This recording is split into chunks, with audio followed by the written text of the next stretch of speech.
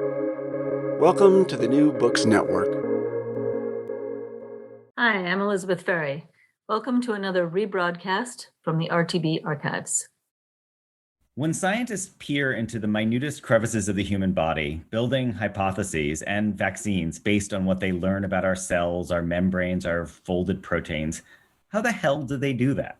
If you're like me, anything smaller than the head of a pin has always filled you with a mixture of awe and unease. Yet every day, theories are made and tested, inferences are drawn about the functioning and the disease of the animal body each of us inhabit. So what exactly is the history of our microscopic data visualization? And what are the latest developments that crack data scientists have unveiled in 2020 as the deadliest time bomb for a century ticks away? Well, let's find out.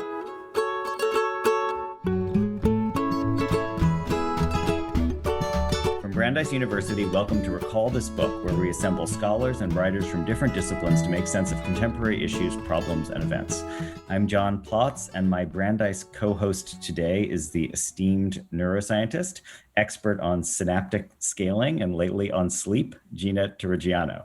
And RTB long haulers will recall her from our episode on addiction and from a scintillating interview with the author of Circe, Madeline Miller. Hey, Gina. Hey, good to be here.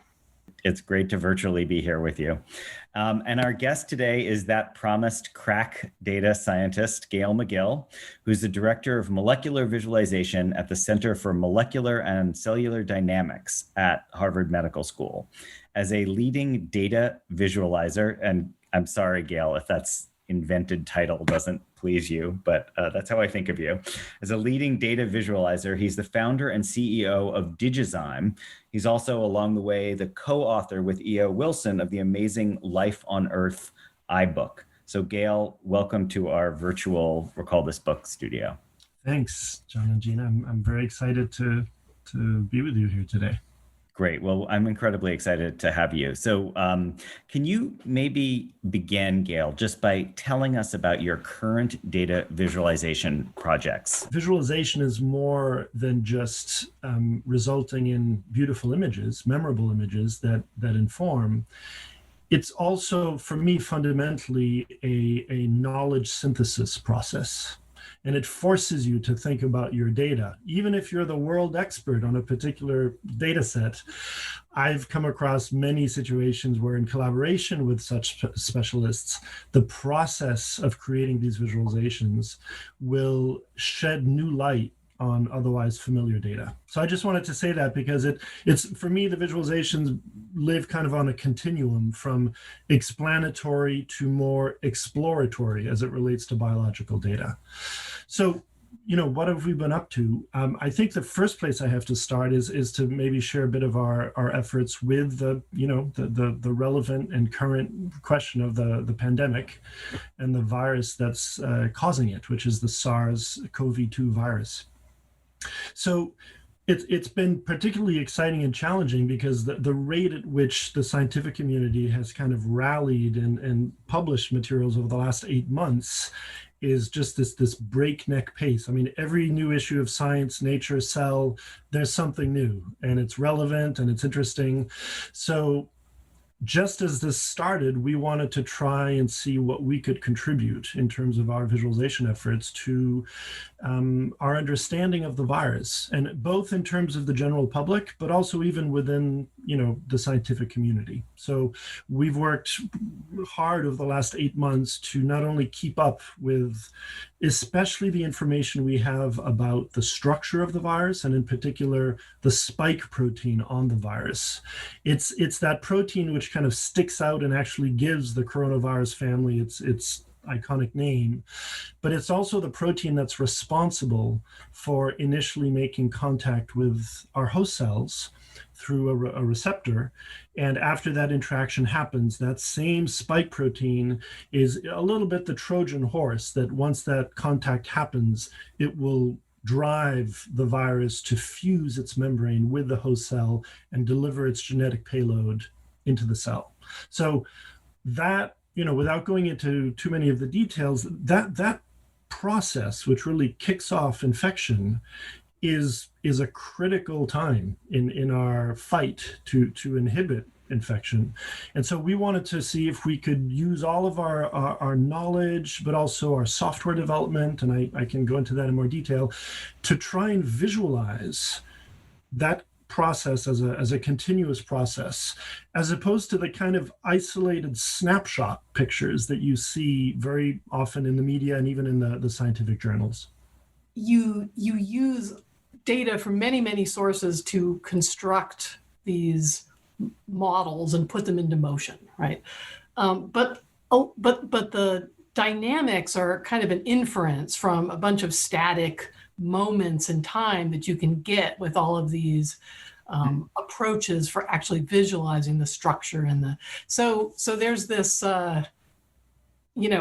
I think this kind of data visualization really is model building also, and you're having to actually make inferences between points in time as to what's really going on, right? Exactly. And that's a really good point, because the model building, as you said, is not just about bringing together pieces of structure that different labs have solved and solved in different ways, but also once you have those models, and let's say that you have, your favorite protein that exists in kind of an on-state model and an off-state model, and we know that it transitions between them, but how exactly does that look like? How do you make that inference? I mean, I would say that it's not completely blind. So there are a different set of data, of course, that we use to guide those types of transitions.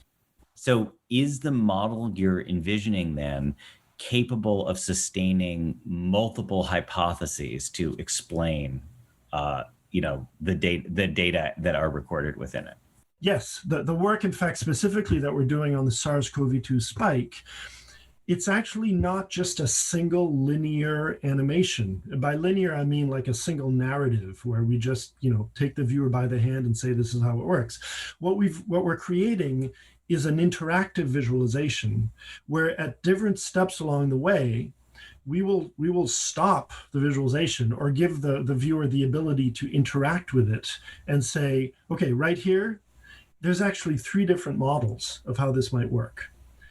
And we don't want to skip over that. The whole point of the visualization is actually to visualize alternating or even competing hypotheses, and also to improve the visualizations in a way that give the viewer a sense for the quality of the data too. Right? So not just the different methods, but some methods give you data that is more kind of coarse-grained and messy and dirty, and other data sets are much higher quality. Many current visualizations don't do anything to tell the viewer not only where the data comes from, but even the quality of the data and how it's being used. And I think that's what we're trying to do. I'm thinking a little bit about, or trying to wrap my head around the similarities and differences between different kinds of scientific modeling. So, neuroscientists use modeling at lots and lots of levels of detail to try to come up with, tests of whether their data have really adequately explained a phenomenon, and also to be able to perturb it and look for predictions that they might then go test with experiments. And so, pretty much most branches of science do that. And how do you see this sort of visualization? What's the visual element to it? How does that change the way you think about these models, their efficacy and their maybe ability to lead you astray sometimes? Versus other things. I mean, we visualize outputs of our models, but it's not the same thing as this, which of course the listener can't see, but maybe, are we going to post a link to this? Yeah, we're going to definitely post links. Yeah, we encourage people to come to the site and watch Gael's models at work for sure. Yeah. So I think I'm thinking of a couple of different kind of parts to the answer. I think that the first thing I think about in response to your question, Gina, is that visual representations of data, as you said, I mean, and even when we hit the history part of it, perhaps, John, we'll see that it's everything from the earliest sketches of Leonardo to, Galileo's paintings of the moons to, everything up to now. And so there's the incredibly rich, history of that and the role that it's had in scientific discovery, all the way through, the DNA, the helix model by Francis and Crick and all of those things. Franklin and Francis and Crick. I'm sorry, that's correct. That's correct. Yeah, the problem is what I visualize in my head is the Nature paper, that single, and so, but Fair yes, enough. Thank you for catching me on that. Absolutely. Couldn't have done it with the actual X-ray data. But to answer your question, I think the part where I think visualization, at least to me, so this is a personal answer, that I'm most excited about is to think of the use of visualization and literally the visual output of the data, as you're asking me, in realms where the data or the representations are outside the realm of the human senses and of human intuition, right? So if you're telling me about, let's take a synapse, right? We can write about it, we can talk about it, we can describe all the elements, but ultimately, for someone who is not an expert in it, I would argue that there's incredible power in trying to create, as accurate as possible, a visual representation of that structure, informed by everything we have, right? From microscopy on one end, all the way down to the calcium ions on the other, and everything in between. So that's kind of the idea of, spatial elements that are outside the realm of human experience. And incidentally, the laws that go along with it that go against our intuition, right? So what I love to tell my students all the time is this notion that gravity just doesn't matter at this scale. It's not that it doesn't exist, but it's just if you're looking at the forces of how, let's say, one of those calcium ions is traveling around the synapse, it's like the environment is molasses to that calcium ion, as opposed to what we envision a little ball might be floating around, a swimming pool, or, So there's spatial scale and the unique laws that happen at different scales and the way we can use those and visualize them.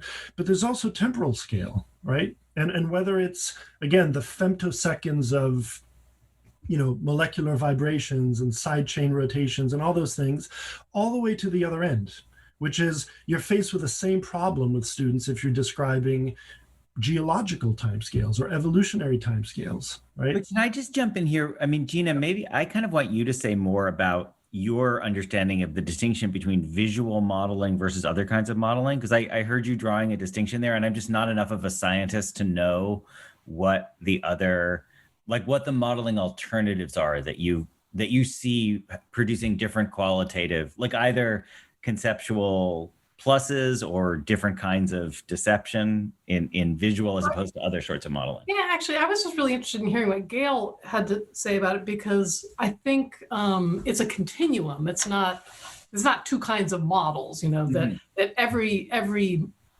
kind of modeling that we do, there has to be some visualization element to it. I think when you're talking about structures, that becomes kind of the main thing that you're looking at, right? Whereas if you're looking at something like patterns of activity in neural networks, the structure doesn't matter, right? What you're thinking about are correlations or some higher order thing that you then have to figure out how to visualize. So what it is you choose to visualize is actually a statement about what you think is important.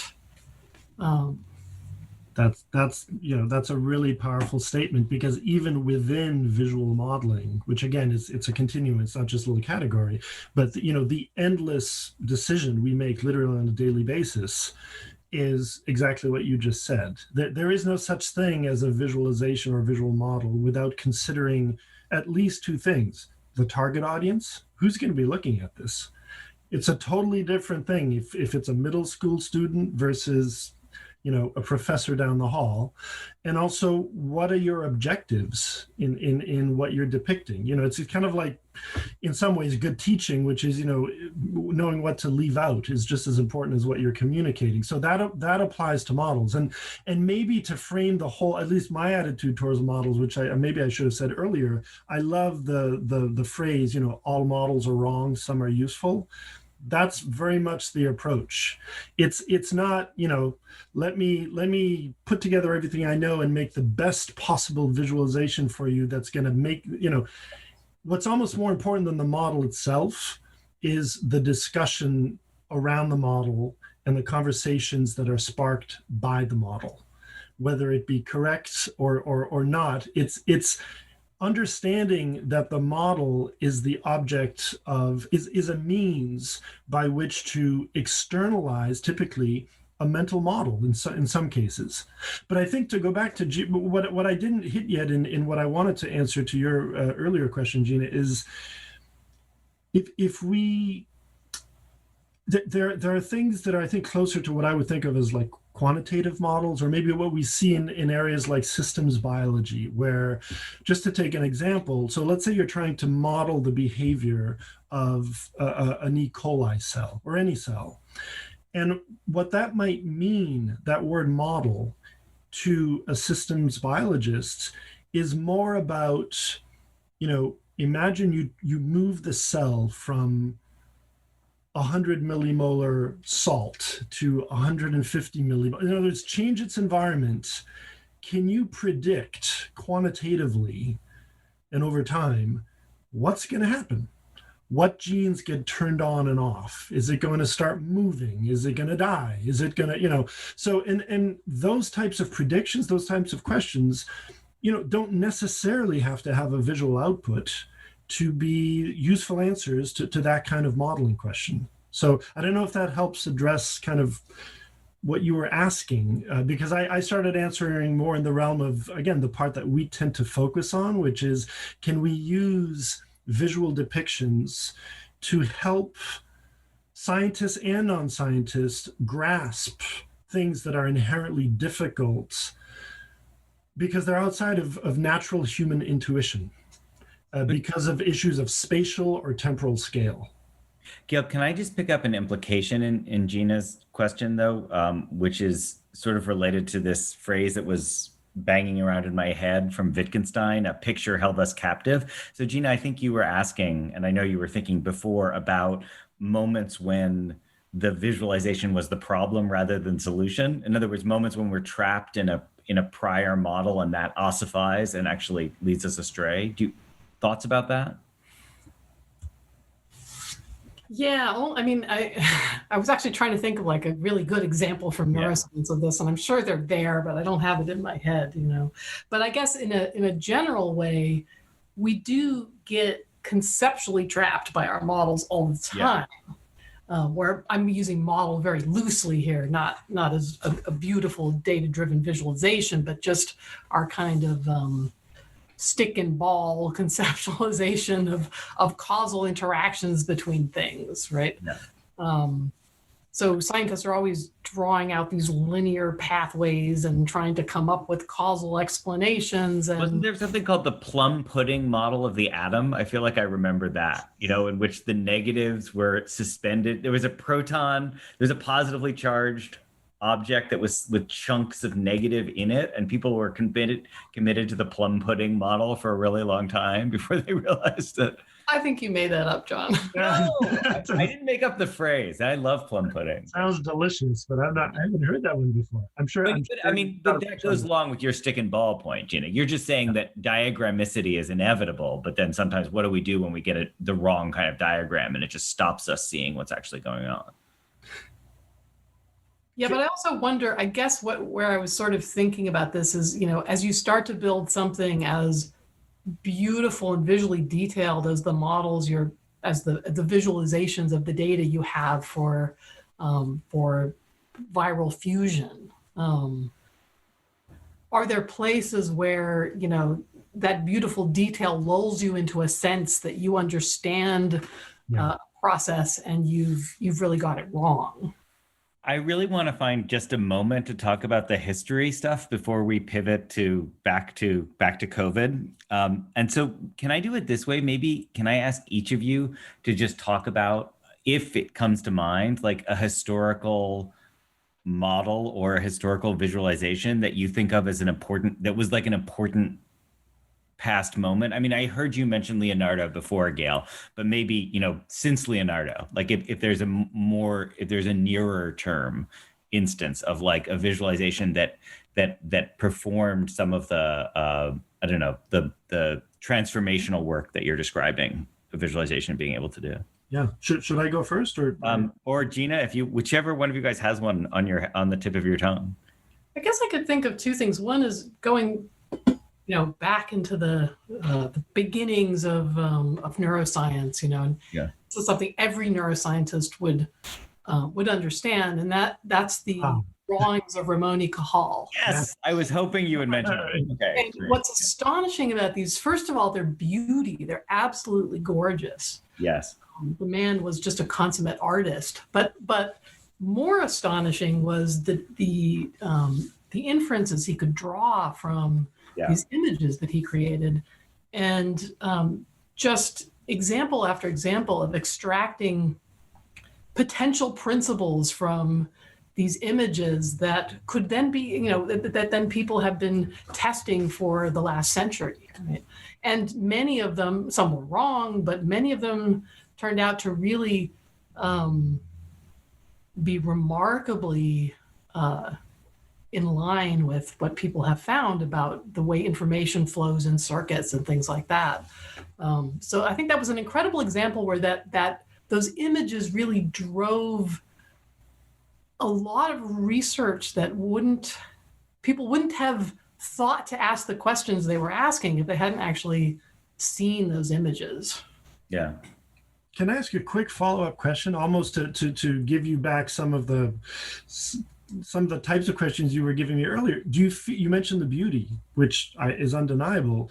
Do you feel that that the beauty helped, or kind of impinged, or what is the role of beauty in the example you're giving us? I love that question. I think it undeniably helps. I mean, you look at these images and you want to understand the structure, right? Mm-hmm. So the beauty does somehow bring you into, it's an engagement. Yeah, I mean, but why? Yeah. I mean, I don't know. Well, but I think anytime we can see something that we have predicted and it turns out to be a beautiful image, it just enhances the sense of I'm not quite sure how to phrase this, the importance, in some way. I mean, I don't know that there's intellectual validity to that, but in terms of bringing humans to engage with a problem, it's undeniably powerful. Well, and we might be having a different conversation if the beauty had turned out to be associated with completely wrong. In other words, I think we're talking about it the way we are because it turns out that he did have the impact, and that it was real. That it was beauty in the service of drawing engagement towards something that turned out to be very powerful and scientifically, correct. Whereas if that hadn't been the case, I think we'd be having a conversation about kind of where we started, which is let's be aware of how visualization can mislead. And so, but I think there is this, and we're in another grant that we're having at the moment, we're interviewing teachers to try and better understand how they use visualization in their classroom. And what we find is that, probably the most common answer has more to do with the engagement factor rather than the more kind of pure and clinical instructional mechanism that visualization can bring. So it's almost, I like to think of it almost as like they're buying like attention credits. Like, you're going to start a lecture on ribosomes and translation and, but show them an animation at the beginning of class and everyone wakes up and is, wow, that was so cool. And you've bought yourself 10, 15 minutes of attention, maybe something like that. Right. So if this were a conventional episode of Recall This Book, we would be allowed to name a recallable book. And I think I will use my recallable book credit and say there's an amazing book called Science in the Marketplace, which is a 19th century book about 19th century science and how people used, for example, magic lanterns. People would perform experiments between two plates of glass in a magic lantern. And it's totally that thing you're describing, Gail, which is that the engagement of an audience then becomes like an incentive for people to think further about what's going on when, I think it's hydrogen and oxygen are interacting between those two plates. So that the act of being projected and being seen is actually part of the scientific experience itself. It's I think we would probably agree that there's nothing wrong with the engagement factor, and we strive for aesthetically memorable output in our work. There's no question about it. For the reason that you just described, which is that we are in settings where we can't just assume that people are coming here because they're already 100% motivated to absorb and think about. So that has a role to play. But I think we can't talk about any of that without acknowledging that what rides underneath it, which is our attempt at getting the science as right as we can possibly get it. But even more than that, again, what I tried to say at the beginning is that even with our very best attempts of taking all the data, all the viewpoints, all the, pack it all in there, we still, I think, have a long ways to go in our field at thinking about and improving the design of our visualizations so that we do a better job of mapping data provenance, data quality, design decisions into the visualization itself, which is not how it comes across at the moment. At the moment, even the leading, most beautiful, scientifically accurate visualizations, they are very much handed over to you as the viewer in the mode of, this is it. We figured it out. Here it is. It's beautiful. It's got a soundtrack. It's got sound design. You're going to be transported. And there's nothing about how did we build it? And one thing another mode, just to throw this in there, one thing I'm very interested in and trying to figure out how to, engage teachers to try this with me is this notion that what about engaging students into a conversation about dueling visualizations? Like even just having more than one would be, in my mind, a major improvement. So let's say we're doing the cell cycle today. Well, I'm not going to find the best animation on the cell cycle I can possibly find. I'm going to find three as different as possible. Some may be intentionally wrong. And I'm going to make that the assignment. And the learning moment is not, can you remember what cyclin A through D does, but rather, tell me what differences you noticed. What do you think it means? What do you think, and start there. Because the key for me with that is that I would venture to say that leads to a learner, a student, who becomes a better consumer of multimedia out there where you have no control over what they're going to see. You can project things in the classroom, you can give assignments, but you know full well that the minute they go on YouTube or Google and do a search, they're going to be exposed to all kinds of stuff. Are we training our students to know how to sort through that material? Is a separate question that needs to be part of. And so I'm going to give a 10-second really short answer to your question, which I never answered, John. And I fear it's going to be boring, but it's very close to what I described before, which is in our field of molecular viz. I want to go back to David Goodsell, who is this wonderful scientist, incredibly kind human being, brilliant human being, who is trained as a structural biologist, but who kind of on the side, ironically, uses the least kind of technology advanced medium you can possibly think of, and that's watercolor painting, right? So here we are talking about 3D Hollywood software, whatever. David Goodsell does a mountain of work.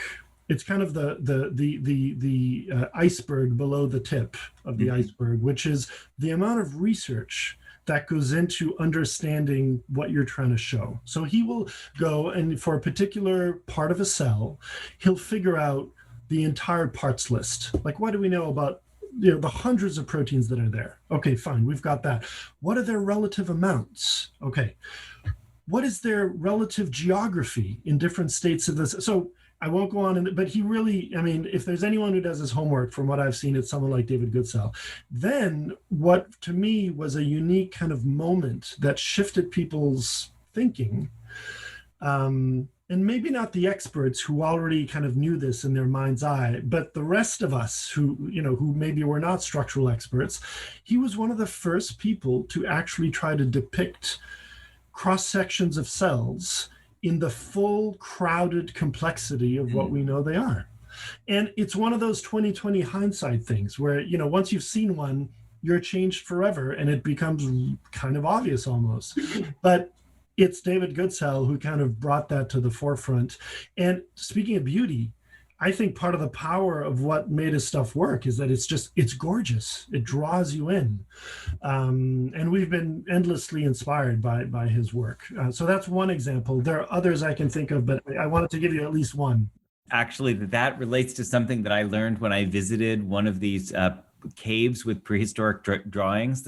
I visited a sort of a cave that had drawings on it of animals in flight from about 22,000 years ago. And there was the signage, if I understood the French, which I may not have, basically said that the multiple animals depicted, I think it might have been aurochs, it wasn't so much that they were depicting multiple animals, they were depicting the same animal as it looked in different stages as it ran. So that is the first example of animation. Yeah. Right. In the world. It's in Chauvin, right? It's Werner Herzog documentary. No, yeah. Well, this was a different place, but yeah, okay, well, it's a place called Peshmerl, but in any case, it goes along with your point about the multiplicity of like needing to visualize it at different stages in order to be able to understand it at one moment. So. And it's a problem with the vaccine development itself, because it turns out that if you just take some spike and inject it into, bunnies and say, well, we're going to raise an antibody. Yeah. Well, what shape of the spike? One shape will induce one kind of epitope. And, so I think it leads to very serious issues of what immunogen are we using for our vaccines? If your vision, if your mental model of the spike is too simplistic, you're going to miss the boat potentially. Cool. Yep. Gina, any last questions here or last thoughts? No, it's been really fun talking about all of this. Totally. Well, my mind is blown. This is I want to go back and watch that movie. Is it called the Incredible Journey or Fantastic Voyage? The one where Raquel Welch is down in the bloodstream. That's how I feel talking to you guys. Okay, so I'm just going to say that Recall This Book was devised by John Plotz and Elizabeth Ferry and is sponsored by the Brandeis Mandel Humanities Center and the School of Arts and Sciences. Our music comes from Eric Chaslow and Barbara Cassidy. Sound editing is by Claire Ogden. Website design and social media this semester comes from our newest Recall This Book graduate intern, Nai Kim of the English department. We always want to hear from you with your comments, criticisms, or suggestions for future episodes. You can email us directly or contact us via social media and our website. And if you enjoyed today's show, as well as sharing it with your friends, we would ask that you write a review or rate us on iTunes, Stitcher, or wherever you get your podcast. You may be interested in checking out our Books in Dark Times series, including conversations with the science fiction novelist Kim Stanley Robinson, the historian of science Lorraine Daston, and poet Elizabeth Bradfield. So Gina, thanks so much for co-hosting with me. And Gail, thank you so much for this fabulous conversation. Thank you. And thank you all for listening.